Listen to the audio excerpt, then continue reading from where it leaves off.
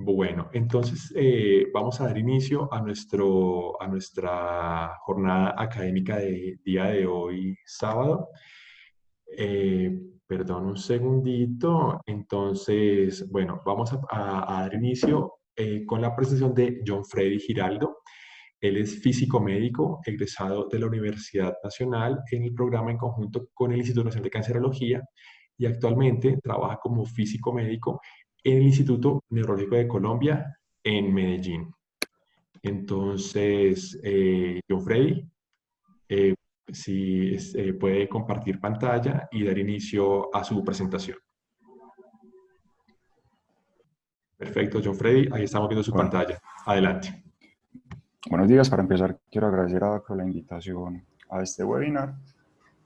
Quiero, primero que todo, dejar claro que participo sin ningún tipo de relación comercial ni con el Acurrey ni con uno de sus representantes comerciales, y las expresiones y las experiencias que les voy a compartir son solamente como usuario de los sistemas CyberKnife. Este es el contenido que tengo para la presentación del día de hoy. Y voy a iniciar haciendo un breve recuento de cuál ha sido la experiencia del Instituto Neurológico de Colombia en relación a los tratamientos con el sistema CyberKnife. Vemos que el sistema empieza a utilizarse en el instituto en el año 2012 y esta ha sido la tendencia de comportamiento en el número de casos tratados por año. El sistema CyberKnife, lo vamos a ver más adelante, permite hacer tratamientos intracraneales y extracraneales y permite adicionalmente hacer tratamientos fraccionados. Y en cuanto a la experiencia que nosotros tenemos en INDEC, esta es la proporción de tratamientos intracraneanos con casi un 80% de los mismos y casi un 20% de tratamientos extracraneales. Y cuando vemos tratamiento por número de fracciones, la mayoría de nuestros tratamientos han sido fraccionados con solamente un 32% monofracción. En lo que tiene que ver con los tratamientos intracraneales, la mayoría de nuestros tratamientos están en las 4 patologías que serían meningioma, metástasis del sistema nervioso central, schwannomas y malformaciones, acorde pues a lo que se reporta en la literatura para tratamientos e indicaciones de radiocirugía. Y en los tratamientos extracraneales, la mayoría de los que hemos realizado corresponden a tratamientos de próstata y de pulmón. Hablando un poquito del desarrollo del sistema CyberKnife, fue concebido, diseñado y desarrollado por un equipo liderado por el doctor John Adler, que es neurocirujano, el cual se formó en radiocirugía con el doctor Lars Leksell, y él en conjunto con un equipo de Stanford desarrollan una guía de onda compacta montada sobre el sistema robótico y constituyen de esa forma lo que sería el primer sistema de radiocirugía frameless, es decir, el primer sistema de radiocirugía que no requiere la fijación mediante marco estereotáctico e inicia tratamientos en la década del 90. Actualmente, pues que este dato es un poquito viejo, me perdonarán porque me encontré más actualizado, hay más de 200.000 pacientes tratados a nivel mundial. Este dato es para mediados de la década del 2000. Esta es la forma en la que lucía el primer sistema CyberKnife. No sé si alcanzan a ver el puntero en la pantalla. Tenemos guía de onda, brazo robótico, y estas eran los detectores de rayos X para la guía de imágenes. Más adelante igual vamos a precisar un poquito más. Y esta es la forma en la que luce un CyberKnife actual. Bueno, veamos un poquito más a fondo qué constituye un sistema CyberKnife. Este es el que se encuentra instalado en el Instituto Neurológico de Colombia. Tenemos un acelerador lineal, que es esta porción vertical que vemos encerrada en el óvalo. Tenemos un robot posicionador. Tenemos un sistema que se denomina Excite, que es básicamente un sistema de rayos X de placas ortogonales, que son los que nos van a permitir determinar la posición del paciente y hacer las correcciones del caso. Tenemos un sistema Synchrony, que sirve para tratar lesiones que se mueven con la respiración. Más adelante vamos a ver otro poquito de eso. Y en el caso nuestro tenemos una camilla con 5 grados de libertad. Hay otras versiones del sistema que vienen con una camilla robótica también y que permite los 6 grados de libertad de la misma.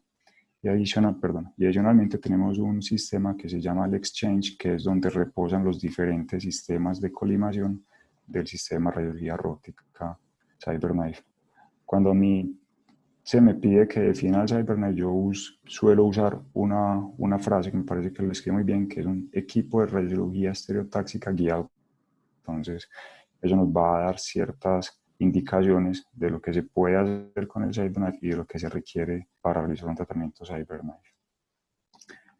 El sistema de colimación CyberKnife tiene 3 metodologías. La primera es el sistema de conos. Son conos circulares que van con diámetros desde los 5 milímetros hasta los 6 centímetros en los tamaños pues, que pueden ver en la presentación. Tenemos un sistema colimador iris, que es un diafragma que se puede posicionar formando dodecágonos con los mismos tamaños de diámetro que nos darían los colimadores fijos. Y tenemos en las versiones más nuevas del CyberKnife un sistema de colimador multihojas que nos permitirían campos de 12 centímetros por 10 con espesor de la proyección de la hoja al isocentro de 2.5 milímetros. El sistema CyberKnife es un sistema no isocéntrico en el cual vamos a tener unos conceptos geométricos que son relevantes a la hora de realizar el tratamiento, y este es un esquema de más o menos qué es lo que hay que entender en cuanto a la geometría del CyberKnife. Nosotros vamos a tener diferentes ejes de coordenadas y durante el tratamiento lo que el sistema va a hacer son traslaciones entre los diferentes ejes. Entonces, primero, a la izquierda vemos un sistema de referencia definido por las fuentes de rayos X que se van a utilizar para hacer el seguimiento de la posición del paciente. Ellos nos van a definir lo que se podría asimilar a un isocentro para un equipo convencional de gantry, y coincidiría en el caso del CyberKnife en la intersección de los ejes de los 2 tubos de rayos X ortogonales que están en el cielo.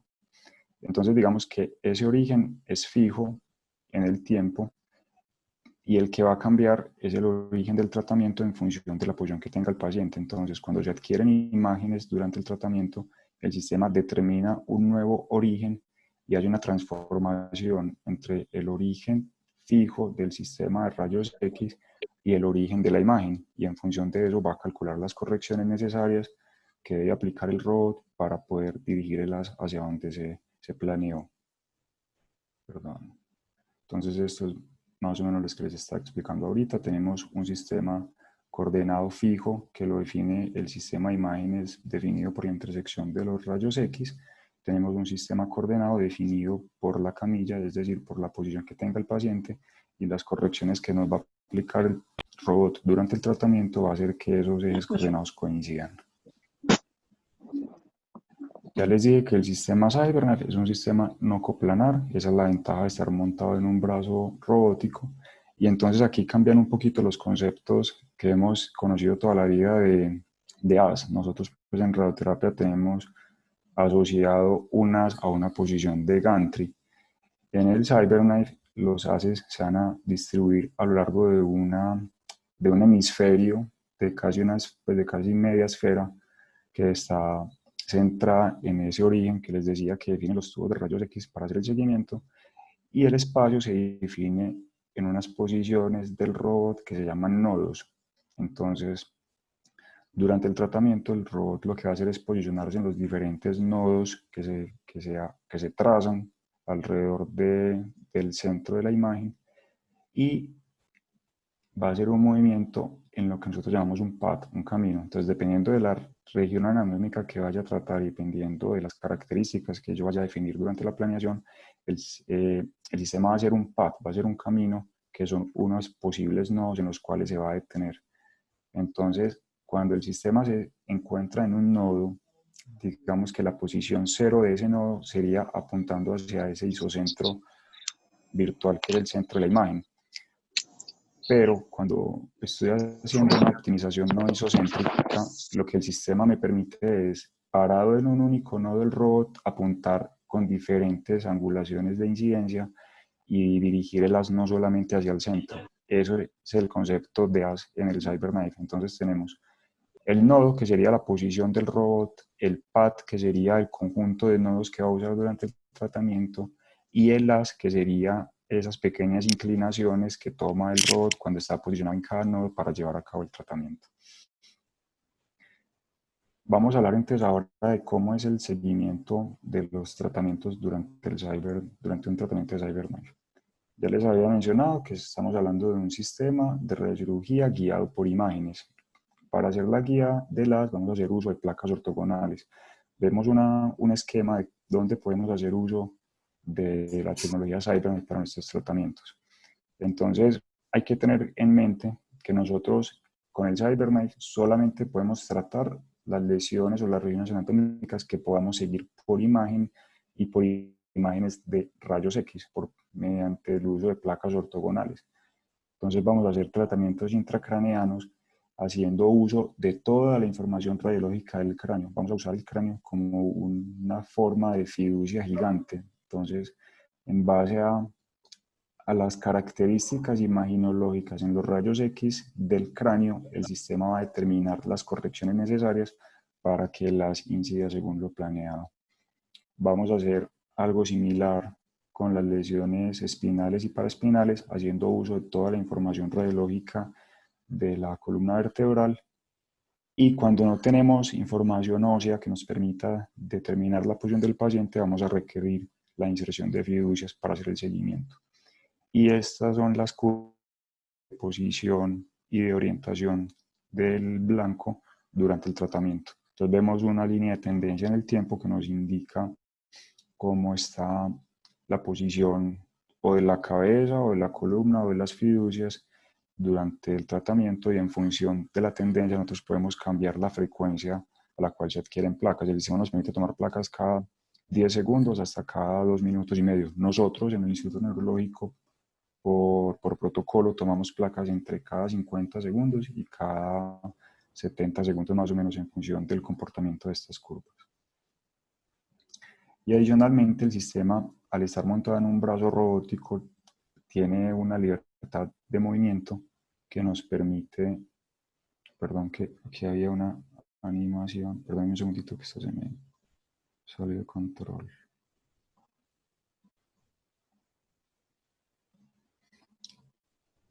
Y adicionalmente tenemos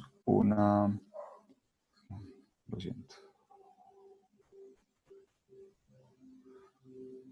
Tenemos una función que nos permite seguir lesiones con la respiración, ahí están, que va a hacer uso de las capacidades que tiene el CyberKnife de moverse libremente en el brazo robótico, el movimiento exterior del tórax del paciente y el movimiento interno de la lesión. Eso es lo que nosotros denominamos el sistema Synchrony para seguimiento de lesiones. Entonces, el Synchrony va a hacer uso de unos marcadores ópticos que se ponen sobre el tórax del paciente. Tenemos un sistema de cámaras estereoscópicas que van a determinar la posición en el espacio de esos marcadores que están correlacionados con la respiración del paciente, que es esta curva que vemos acá.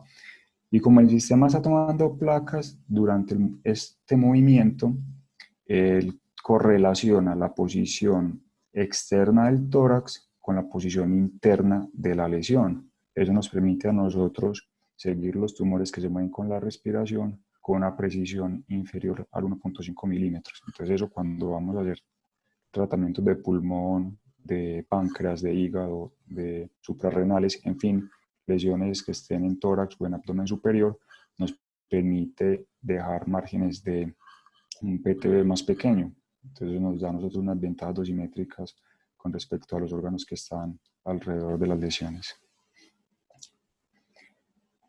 ¿Cómo garantizamos nosotros la seguridad de nuestros tratamientos? Entonces, todos los días, antes de empezar a tratar pacientes, hacemos una verificación de la constancia en la dosis. Nosotros hacemos uso de una cámara de ionización Farmer.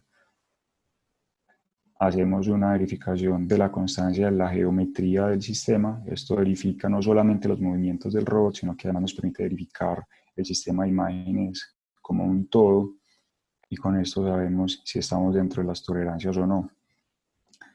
Y mensualmente, adicionalmente, hacemos una constancia de la dosimetría absoluta, hacemos montaje del tanque de agua, hacemos dosimetría de referencia para un campo de referencia, valga la redundancia, en la cual miramos PDD para ver la energía del equipo y hacemos OCRs para ver la planicidad, simetría de penumbra y demás que nos permitan estar tranquilos de que no ha habido cambios en el comportamiento dosimétrico de nuestro equipo.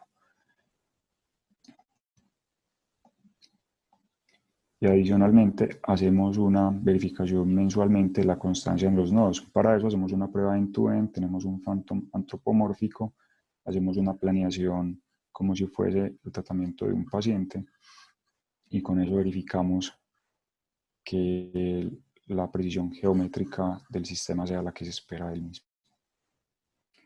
Y para cada uno de nuestros pacientes, adicionalmente hacemos una verificación paciente específico.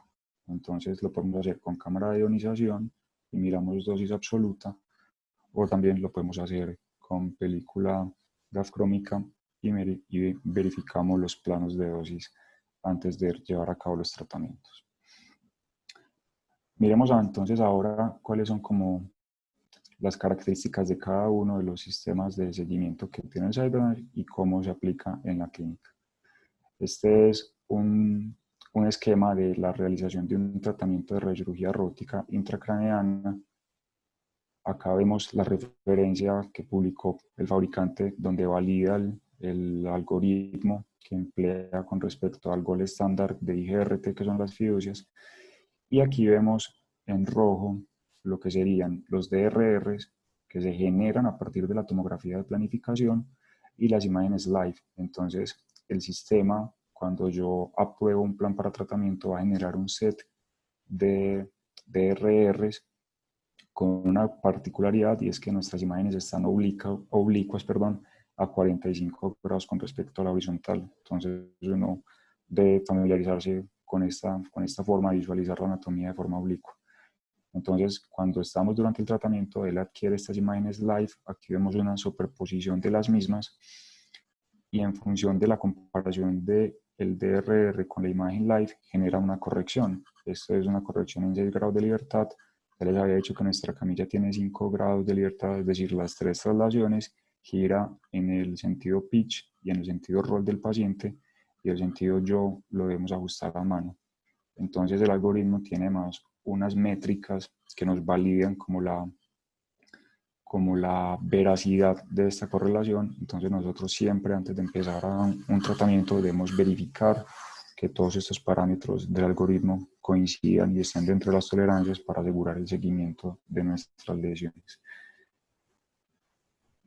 ¿En qué caso usamos nosotros el tratamiento mediante Skull, mediante el cráneo? Pues claramente todas las lesiones que estén intracraneanas, vamos a partir del hecho de que el cráneo y el cerebro como constituyente de la cabeza están en una anatomía que es rígida, no se van a deformar una respecto a la otra, y pues todo lo que se encuentre dentro del cráneo se va a mover de manera solidaria con el cráneo. Entonces este es un caso de una paciente de 54 años con una neuralgia trigeminal, un tratamiento con 60 Gray en monofracción a la isosis del 80%, y aquí podemos ver primero podemos ver la incidencia de los haces, que son estas líneas azules en este render 3D, y podemos ver la distribución de la radiación.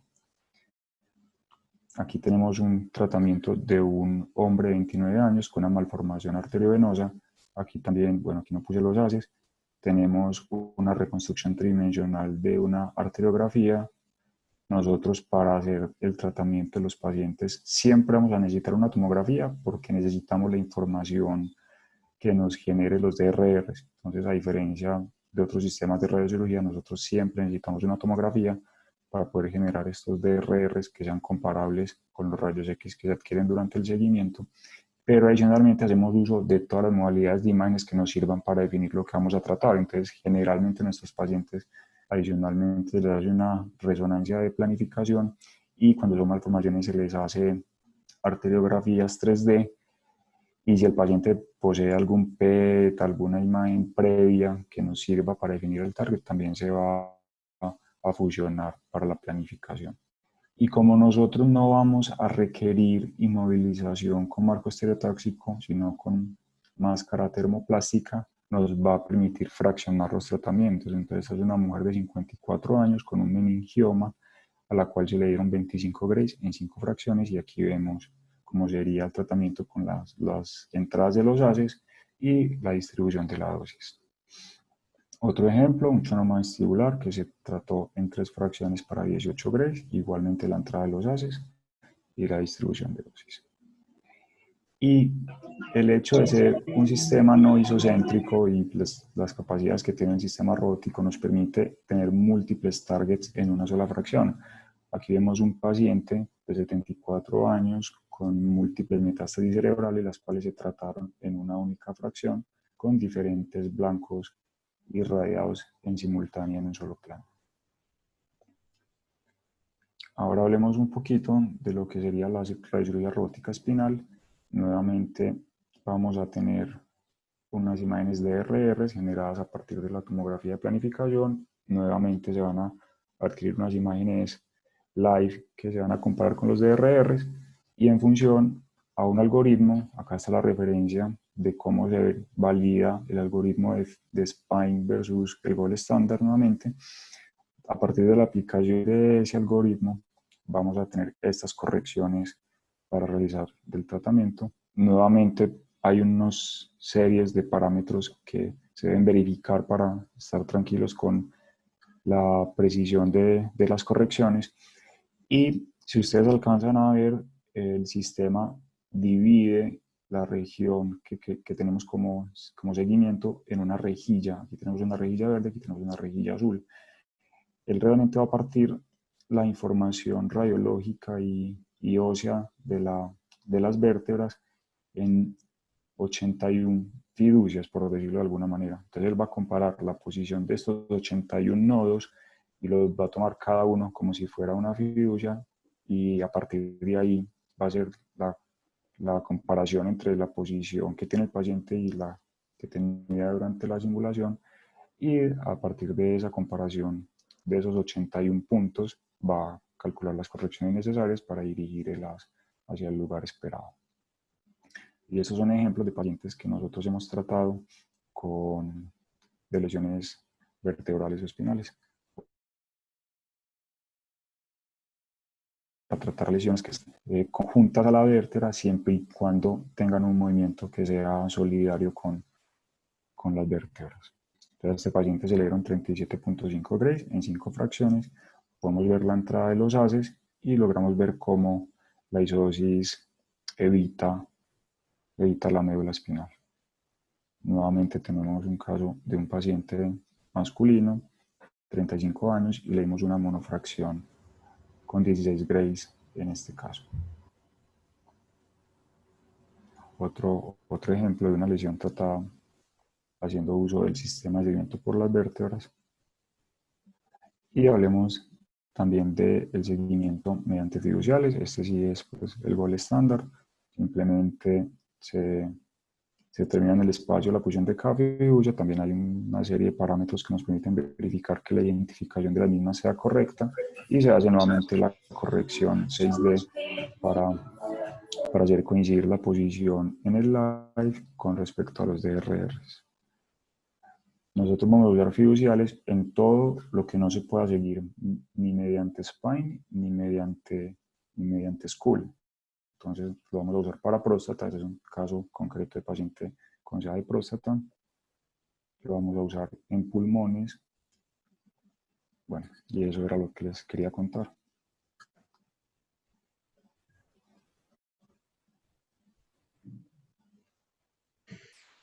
Bueno, pues muchísimas gracias por la presentación, muy clara y muy didáctica y de un nivel muy alto. Yo tengo una pregunta. Antes de abrir el panel para los demás que quieren preguntar, ¿existe alguna distancia cuando se van a tratar múltiples PTBs o lesiones de forma simultánea? ¿Existe alguna distancia máxima entre PTBs? O sea, hay un rango de que si ya los PTBs están muy diferentes, se deben tratar de forma independiente y no de forma simultánea. Sí, Digamos que para el school no aplica por lo que les mencionaba. Vamos a considerar el cráneo como una entidad no deformable. Esa es como una de las premisas pues, para esas lesiones. Entonces nosotros cuando hacemos múltiples PTBs en cráneo, no tenemos esa consideración. Si vamos a tratar múltiples PTBs en cuerpo, sí tenemos en consideración eso que dices. Y generalmente si el target dista más de 4 centímetros de la fiducia pues, o de mi método de seguimiento, preferimos hacerlo en planes separados. Ah, ok, perfecto, clarísimo. Bueno, no sé si alguien quiere preguntar algo, tiene alguna duda o alguna pregunta antes de continuar con nuestro siguiente conferencista. El que tenga alguna pregunta puede abrir su micrófono y hacer la pregunta sin ningún inconveniente. Bueno, voy a leer una pregunta que está en el chat. Eh, Isaías Mendoza pregunta, ¿tiempo estimado de planeación? ¿Tiempo estimado de tratamiento? ¿Se hace procedimiento de preplaneación en radiocirugía de dosis única? Bueno, Isaías, gracias por la pregunta. Tiempo de planeación es supremamente variable. Los casos más sencillos, pues que suelen ser las metástasis, algunos schwannomas y demás, nos puede tomar desde el contorneo hasta la aprobación del plan, nos podrá tomar 2, 3 horas, ¿cierto? Los pulmones son casos mucho más complejos, además que nosotros para planeación de lesiones pulmonares hacemos uso del cálculo de dosis mediante Monte Carlo, entonces ese tratamiento de pulmón nos toma típicamente una semana la planificación mientras se hacen todas las optimizaciones para lograr un plan que sea clínicamente aceptable. Nosotros no hacemos preplaneación, salvo muy esporádicas ocasiones, porque digamos que la experiencia acumulada del grupo nos ha permitido predecir de alguna forma, según el tamaño, la localización y la forma de las lesiones, cuántas fracciones va a requerir el tratamiento. Todos sabemos pues, que en Colombia hay un tema de ordenamiento pues, y de códigos que está en función del número de fracciones, pero nosotros, como todos los pacientes antes del tratamiento pasan por un staff multidisciplinario, en el staff además se discute cuántas fracciones puede requerir la lesión y obviamente si durante la planeación se requieren menos, pues se planea lo que sea más óptimo para el paciente y si se requieren más, pues se hace el cambio de ordenamiento y de autorización para hacer el tratamiento que más beneficia al paciente.